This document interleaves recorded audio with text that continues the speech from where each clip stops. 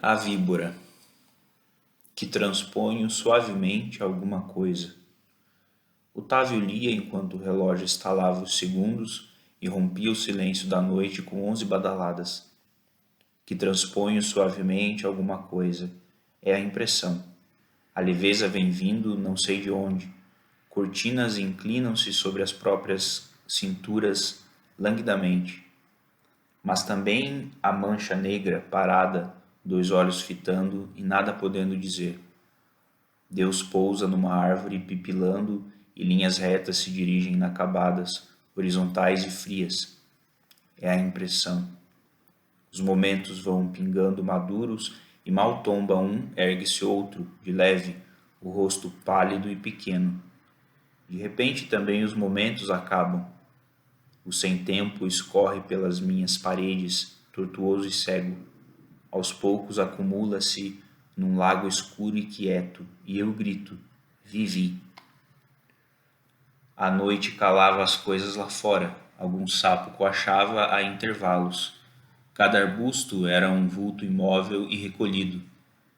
Longe brilhavam e tremiam pequenas luzes avermelhadas, olhos insones. Na escuridão, como da água, os girassóis altos e finos aclaravam o jardim em pausas. O que pensar naquele instante? Ela estava tão pura e livre que poderia escolher e não sabia. Enxergava alguma coisa, mas não conseguia dizê-la ou pensá-la sequer. Tão diluída achava-se a imagem na escuridão de seu corpo. Sentia-se apenas e olhava expectante pela janela, como se olhasse seu próprio rosto na noite. Seria esse o máximo que atingiria? Aproximar-se, quase tocar, mas sentir atrás de si a onda sugando-a em refluxo firme e suave, sorvendo-a, deixando-lhe após a assombrada e impalpável lembrança de uma alucinação. Mesmo naquele momento, percebendo a noite e seus próprios pensamentos indistintos, ela ainda restava separada deles, sempre um pequeno bloco fechado, assistindo, a luzinha brilhando silenciosamente, afastada, solitária, inconquistada. Jamais se entregava. Olhou ao redor de si mesma, a sala arfando de leve, fracamente iluminada como uma vertigem. Alçou ligeiramente a cabeça, perscrutou o espaço e tinha consciência do resto da casa que se perdia na escuridão, os objetos sérios e vagos flutuando pelos cantos. Teria que andar às apalpadelas mal atravessasse a porta. E, sobretudo, se fosse uma criança na casa da tia, acordando de noite, a boca seca, indo à procura de água, sabendo as pessoas isoladas, cada uma dentro do sono intransponível e secreto. Sobretudo, se fosse aquela criança e, como naquela noite ou naquelas noites, ao atravessar a copa, surpreendesse o luar parado no quintal como num cemitério, aquele vento livre e indeciso. Sobretudo se fosse a criança amedrontada, esbarraria no escuro em objetos imprecisos e a cada toque eles se condensariam subitamente em cadeiras e mesas, em barreiras, de olhos abertos, frios, inapeláveis. Mas também aprisionados então. Depois da pancada, a dor, o luar desnudando o terraço de cimento, a sede subindo pelo corpo como uma lembrança, a quietude profunda na casa, os telhados vizinhos imóveis e lívidos. De novo Joana procurou voltar à sala, à presença de Otávio. Estava solta das coisas, de suas próprias coisas, por ela mesma criadas e vivas. Largassem-na no deserto, na solidão das geleiras, em qualquer ponto da terra, e conservaria as mesmas mãos brancas e caídas, o mesmo desligamento quase sereno. Tomar uma trouxa de roupa, ir embora devagar. Não fugir, mas ir. Isso tão doce, não fugir, mas ir. O gritar alto, alto e reto e infinito, com os olhos fechados, calmos. Andar até encontrar as luzinhas vermelhas, tão trêmulas como num começo ou num fim. Também ela estava a morrer ou a nascer? Não, não ir. ficar presa ao instante como um olhar absorto se prende ao vácuo, quieta, fixa no ar. A trepidação de um bonde longínquo atravessou-a como num túnel, um trem noturno num túnel. Adeus. Não, quem viaja à noite apenas olha pela janela e não dá adeus. Ninguém sabe onde estão os casebres, os corpos sujos são escuros e não precisam de luz. Otávio, disse porque estava perdida. A voz de Joana riscou o quarto, inexpressiva, leve, direta. Ele ergueu os olhos. O que é? Indagou. E sua voz era cheia de sangue e de carne. Reuniu a sala na sala, designou e definiu as coisas. Um sogro reavivando as labaredas. Na praça vazia entrara a multidão. Debateu-se um momento, tremeu, acordou. Tudo rebrilhava sob a lâmpada, tranquilo e alegre como num lar. Dentro da penumbra de seu corpo, a inutilidade da espera atravessou a sonâmbula como um pássaro pela noite. Otávio, repetiu. Ele aguardava. Então, de novo consciente da sala, do homem e de si mesma, suas próprias chamas cresceram um pouco. Ela soube que deveria prosseguir logicamente, que o homem esperava uma continuação. Procurou um aviso, um pedido, a palavra certa. Tenho a impressão de que você só veio para me dar um filho, disse, e só agora tivera a oportunidade de cumprir a promessa feita a Lídia. Mesmo continuar a querer o filho seria ligar-se ao futuro. Otávio fitou-a um instante assustado, sem ternura. Mas, murmurou ele depois de um tempo, e sua voz era hesitante, tímida e rouca. Mas você não acha que tudo está quase terminado entre nós? E quase desde o princípio, aventurou. Só terminará quando eu tiver um filho, repetiu ela vaga, obstinada. Otávio abriu os olhos em sua direção, o rosto pálido e subitamente cansado sob a lâmpada da mesa, onde o livro jazia aberto. Talvez um pouco forçada a ideia, não? Perguntou com ironia. Ela não anotou. Ele não anotou. O que houve entre nós por si só não basta. Se eu ainda não lhe dei tudo, talvez você me procure um dia ou eu sinta sua falta, enquanto que depois de um filho, nada nos restará senão a separação. E o filho? Indagou ele.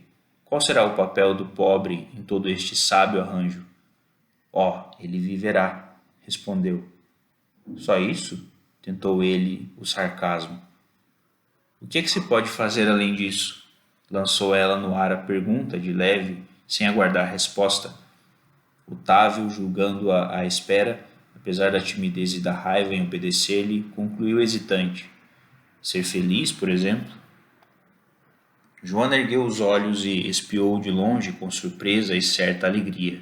Por quê? Indagou-se Otávio, assustado. Enrubesceu como se tivesse dito uma graça ridícula. Ela viu raivoso e encolhido no fundo da cadeira, ofendido e pisado como se lhe tivessem cuspido no rosto. Imóvel, inclinou-se, no entanto, para ele, cheia de piedade e mais que piedade. Apertou os lábios, confusa, um amor cheio de lágrimas. Fechou os olhos um instante, procurando não vê-lo, não querê-lo mais. No fundo, ainda poderia unir-se a Otávio. Mal sabia ele quanto. Bastava talvez falar-lhe sobre seus próprios medos, por exemplo, resumindo em palavras aquela sensação de vergonha e timidez quando chamava o garçom bem alto. Todos ouviam e só ele não escutava. Ela riu. Otávio gostaria de saber disso. Também ligar-se-ia a ele, resumindo-lhe sua vontade de fugir quando se via entre homens e mulheres risonhos, e ela própria não sabia como colocar-se entre eles e provar seu corpo. Ou talvez estivesse errada e a confissão não os aproximasse. Do mesmo modo, porque em pequena imaginava que, se pudesse contar a alguém o mistério do dicionário, ligar-se-ia para sempre a esse alguém. Assim, depois do L, Era inútil procurar o I. Até o L, as letras eram camaradas, esparsas como feijão espalhado sobre a mesa da cozinha. Mas depois do L, elas se precipitavam sérias, compactas e nunca se poderia achar, por exemplo, uma letra fácil como A entre elas. Sorriu, descerrou os olhos aos poucos e agora tranquila, enfraquecida, já podia enxergá-lo friamente. Você bem sabe que não se trata disso. Oh, Otávio, Otávio, murmurou depois de um instante, as chamas subitamente reavivadas. Que nos acontece, afinal? O que nos acontece? A voz de Otávio era áspera e rápida quando ele respondeu. Você sempre me deixou só. Não, assustou-se ela. É que tudo o que eu tenho não se pode dar, nem tomar. Eu mesma posso morrer de sede diante de mim. A solidão está misturada à minha essência. Não, repetiu ele, obstinado, os olhos turvos. Você sempre me deixou só porque quis, porque quis. Não tenho culpa, gritou Joana. Acredite, está gravado em mim que a solidão vem de que cada corpo tem irremediavelmente seu próprio fim. Está gravado em mim que o amor cessa na morte. Minha presença sempre foi essa marca. Quando eu me aproximei, disse ele sardônico, pensava que você ia me ensinar alguma coisa mais do que isso. Eu precisava, prosseguiu mais baixo, daquilo que adivinhava em você e que você sempre negou. Não, não, falou ela fragilmente. Acredite, Otávio, meus conhecimentos mais verdadeiros atravessaram minha pele e me vieram quase traiçoeiramente. Tudo o que sei nunca aprendi e nunca poderia ensinar. Silenciaram um instante. Num rápido momento, Joana viu-se sentada junto ao pai, um laço no cabelo, numa sala de espera. O pai despenteado, um pouco sujo, suado, o ar alegre. Ela sentia o laço acima de todas as coisas. Estivera brincando com os pés na terra e calçara apressado os sapatos, sem lavá-los, e agora eles rangiam ásperos dentro do couro. Como podia o pai estar despreocupado? Como não notava que os dois eram os mais miseráveis, que ninguém os olhava sequer? Mas ela queria provar a todos que continuaria assim, que o pai era dela, que o protegeria, que jamais lavaria os pés. Viu-se sentada junto do pai e não sabia o que sucedera, um instante antes da cena e um instante depois. Só uma sombra e ela recolheu-se a ela, ouvindo a música da confusão murmurar em suas profundezas, impalpável, cega. No entanto, prosseguia Otávio, você mesma disse, a certo instante na alegria de poder que ultrapassa o próprio medo da morte. Duas pessoas que vivem juntas, continuou mais baixo, procuram talvez atingir esse instante. Você não quis. Ela não respondeu. Quando ela não lhe respondia, ele se assustava. Voltava ao tempo de criança, as pessoas zangadas e ele obrigado a prometer, a agradar, cheio de remorsos. Lembrou-se de uma antiga culpa em relação a Joana e procurou livrar-se dela imediatamente, que ela nunca mais lhe pesasse. E mesmo sabendo que ia falar fora de propósito, não pôde conter-se. Você tem razão, Joana. Tudo o que nos vem é matéria bruta, mas nada existe que escape à transfiguração. Começou e imediatamente seu rosto cobriu-se de vergonha diante das sobrancelhas erguidas de Joana. Forçou-se a continuar. Não lembra que um dia você me disse: a dor de hoje será amanhã tua alegria? Nada existe que escape à transfiguração. Não lembra? Talvez não tenha sido exatamente assim. Lembro. Bem, naquele instante não julguei simples suas palavras. Tive até raiva, suponho. Sei, disse Joana. Você me disse que se tivesse dor de fígado, eu viria depor aos seus pés a mesma magnificência inútil. Sim, sim, foi isso mesmo, disse Otávio depressa, assustado. Você nem se intimidou, parece-me. Mas, olhe, Acho que não te contei, não lhe contei. Depois compreendi que não havia riqueza supérflua no que você dissera. Acho que jamais confessei isso a você ou já. Olhe, até suponho que nessa frase esteja a verdade. Nada existe que escape à transfiguração. Corou. Talvez o segredo esteja aí, talvez seja isso que eu adivinhei em você. Há certas presenças que permitem a transfiguração.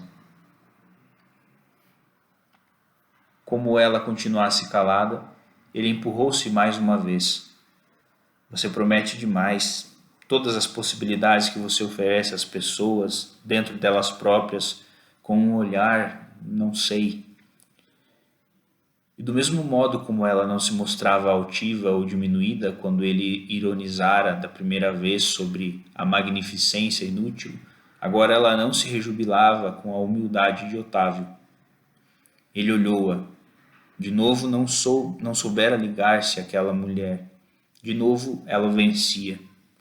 Havia silêncio na sala e a luz e o vazio repousavam sobre as teclas brancas do piano aberto. Alguma coisa era morta, lenta e verdadeira. Seria vão reatar a alegria de viver aquele instante. O que vem agora? Murmurou Otávio, e dessa vez ele sucumbira ao fundo das coisas, fora arrastado à verdade de Joana. Não sei, disse. Otávio perscrutou-a. Em que refletia ela, tão distante? Parecia pairar no centro de alguma coisa móvel, o corpo flutuante, sem apoio, quase inexistente. Como quando ela se punha a contar fatos passados e quando ele adivinhava que ela mentia. A cabeça de Joana vagava então leve. Ela inclinava suavemente a testa, erguia, balbuciava. Havia um núcleo sólido e astucioso a princípio, mas depois tudo era fluido e inocente. A inspiração guiava seus movimentos. E Otávio olhava esquecido de si próprio. A angústia terminava apertando seu coração, porque se ele quisesse tocá-la, não poderia. Havia um círculo intransponível e impalpável ao redor daquela criatura, isolando-a. A amargura tomava-o então, porque ele não a sentia como mulher, e sua qualidade de homem tornava-se inútil, e ele não podia ser outra coisa senão um homem. No jardim da prima Isabel cresciam outrora rosas brancas.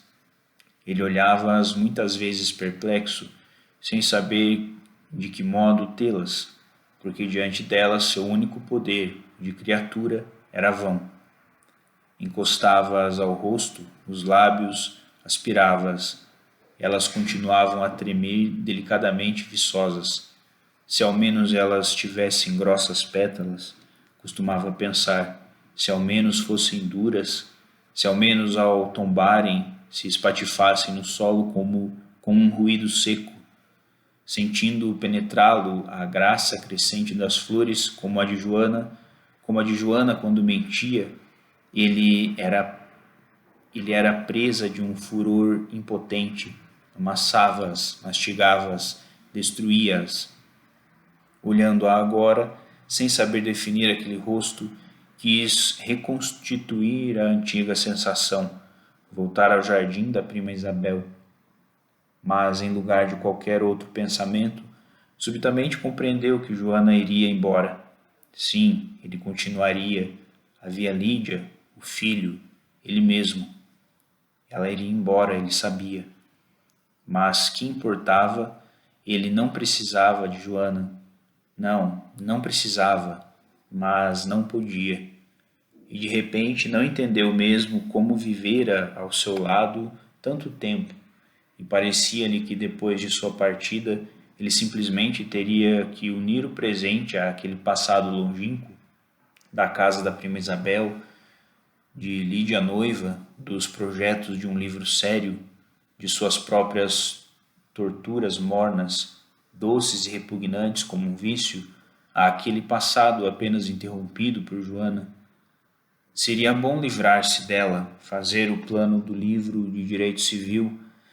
Já se via caminhando entre suas coisas com intimidade. mas viu também, com estranha e súbita clareza, a si mesmo, numa tarde talvez, sentindo no peito uma dor fina, franzindo os olhos, sabendo as mãos vazias sem olhá-las, a indefinível sensação de perda quando Joana o deixasse. Ela surgiria nele, não na sua cabeça como uma lembrança comum, mas no centro do seu corpo, vaga e lúcida, interrompendo sua vida como o badalar súbito de um sino. Ele sofreria como se estivesse mentindo coisas loucas, mas como se não pudesse expulsar a alucinação e a aspirasse cada vez mais, como a um ar que no interior do corpo pudesse benditamente se transformar em água. Sentiria o espaço aberto e límpido no seu coração, onde nenhuma das sementes de Joana pudera cobrir de floresta, porque ela era impossuída como o pensamento futuro. No entanto, ela era dele, sim, profundamente, difusamente como uma música ouvida. Minha, minha, não partas, implorou do fundo do seu ser. Mas ele não pronunciaria tais palavras porque desejava que ela partisse, não saberia o que fazer de Joana se ela ficasse. Voltaria para Lídia, grávida e larga. Aos poucos soube que escolhera a renúncia do que era mais precioso em seu ser, daquela pequena porção sofredora que ao lado de Joana conseguia viver. E depois de um momento de dor, como se abandonasse a si próprio, os olhos fulgurando de cansaço, ele sentiu a impotência de desejar mais alguma coisa para o futuro. Perplexo, assistia afinal sua purificação violenta e estranha, como se entrasse lentamente num mundo inorgânico. Quer mesmo um filho? Perguntou ele, porque, medroso da solidão em que avançara, quis subitamente ligar-se à vida, apoiar-se em Joana até poder apoiar-se em Lídia, como quem, ao atravessar um abismo, agarra-se às pedras pequenas até galgar a maior. Nós não saberíamos como fazê-lo viver, veio a voz de Joana. Sim, tem razão, disse ele assustado, e queria violentamente a presença de Lídia, voltar para sempre. Compreendeu que esta seria a sua última noite com Joana, a última. Não, talvez eu tenha razão, prosseguia Joana. Talvez não se pense em nada disto antes de ter um filho. Acende-se uma lâmpada bem forte, tudo fica claro e seguro, toma-se chá todas as tardes, borda-se, sobretudo uma lâmpada mais clara do que esta. E o filho vive. Isso é bem verdade. Tanto que você não temeu pela vida do filho de Lídia. Nenhum músculo do rosto de Otávio se moveu. Seus olhos não pestanejaram. Mas todo ele se condensou e sua palidez brilhou como uma vela acesa. Joana continuava a falar vagarosamente, mas ele não a ouviu porque, aos poucos, quase sem pensamentos, a cólera veio-lhe subindo do coração pesado, ensurdeceu-lhe os ouvidos e nublou-lhe os olhos. O que debatia-se nele a raiva trôpega e arquejante. Então ela sabia sobre Lídia, sobre o filho, sabia e silenciava. Ela me enganava. A carga asfixiante cada vez pesava mais fundo dentro dele. Admitia minha infâmia serenamente. Continuava a dormir junto de mim, a me suportar. Desde quando? Por quê? Mas santo Deus, por quê? Infame. Joana sobressaltou-se, levantou a cabeça rapidamente. Viu. Sua voz mal se continha na garganta entumecida, as veias do pescoço e da testa latejavam grossas, nodosas, em triunfo. Foi tua tia quem te chamou de víbora. Víbora sim, víbora, víbora, víbora. Agora ele gritava histérico, sem se dominar. Víbora. Cada grito mal se libertava da fonte convulsa, vibrava quase alegre no ar. Ela o observava abater os punhos sobre a mesa, enlouquecido, chorando de ira. Quanto tempo?